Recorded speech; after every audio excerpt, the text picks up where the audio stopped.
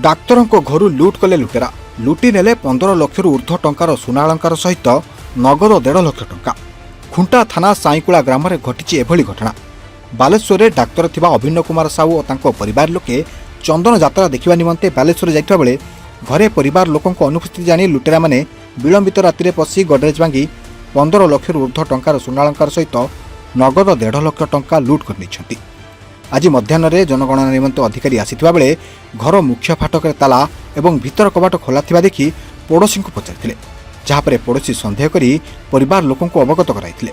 परिवार लोके आसी पहुंचवा परे घर लुट होइतबा जानी पुलिस रे खबर देथिले। पुलिस घटनास्थल रे पहुंची तदंत आरंभ करिछि।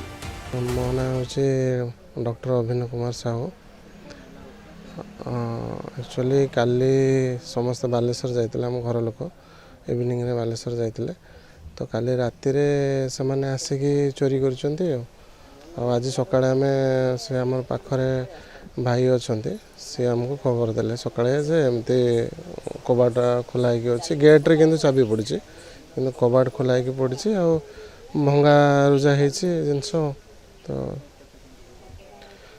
चोरी पाखापाखि कैश 1.5 लाख टका चोरी हेछि आ सुना गहना पाखापाखि एप्रोक्स 15 लाख 16 लाख चोरी हेछि।